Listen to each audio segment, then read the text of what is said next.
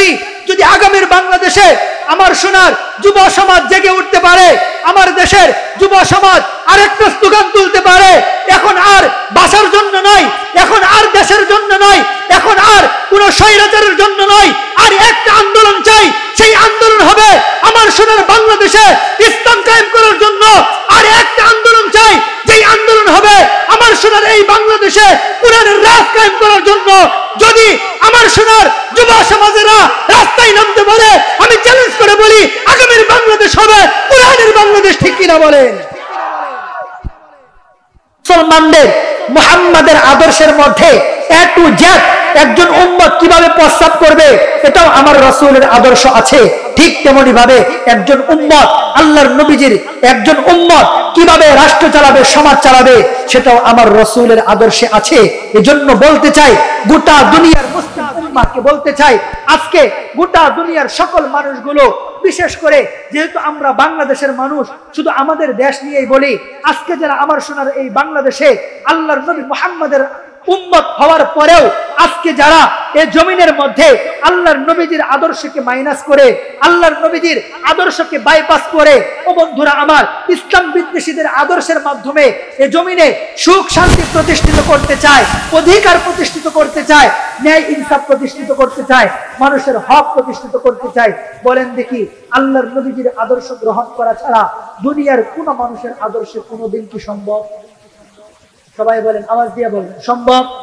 অতএব বোঝা গেল, ওই আব্রাহাম লিঙ্কন, লেনিন, কালমার্ক্স, এ ধরনের যত লালনত্ববাদ আছে, এ ধরনের কোন বাদ, কোন তন্ত্র মন্ত্র দিয়ে জমিন পরিচালিত হলে কোনদিন মানুষের অধিকার প্রতিষ্ঠিত হবে না, কোনদিন মানুষ ন্যায় ইনসাফ পাবে না, কোনদিন তার অধিকার পাবে না।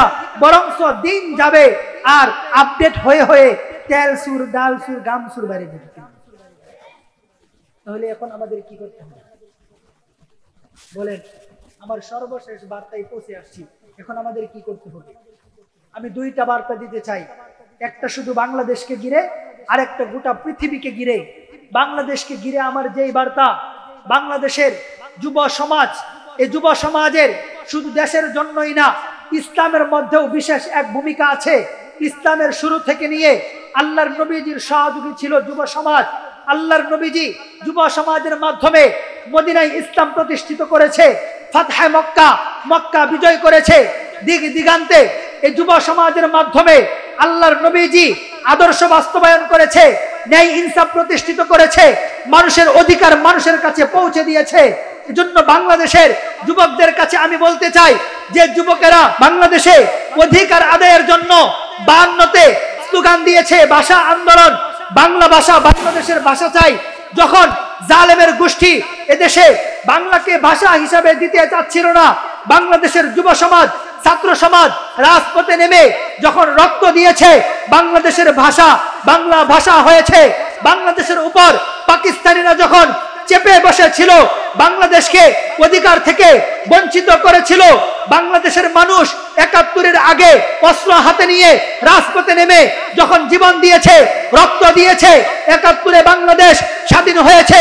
৭১ থেকে নিয়ে ২০২৪ পর্যন্ত যে সমস্ত জালেমেরা বাংলাদেশের জনগণ মানুষের উপর, মাথার উপর চেপে বসে মানুষের উপর জুলুম করেছে, মানুষের অধিকার নষ্ট করেছে, ন্যায় ইনসাফ প্রতিষ্ঠিত করে নাই, মানুষের অধিকার নষ্ট করেছে, মানুষের হকগুলো চুরি করে করে খেলেছে, প্রক্ষান্তরে মানুষের উপর বিভিন্ন ধরনের জুলুম চাপিয়ে দিয়েছে। বাংলাদেশের যুব সমাজ 5 আগস্ট, ছাত্র সমাজ, সকল শ্রেণী পেশার মানুষ যখন বাংলাদেশের রাজপথে নেমে রক্ত দিয়েছে, জীবন দিয়েছে, বাংলাদেশের জালেমরা পালাতে বাধ্য হয়েছে।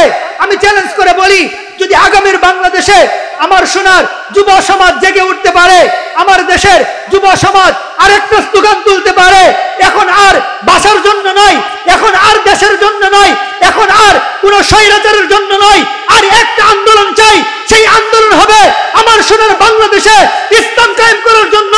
আর একটা আন্দোলন চাই, যেই আন্দোলন হবে আমার সোনার এই বাংলাদেশে কোরআনের রাজ কায়েম করার জন্য।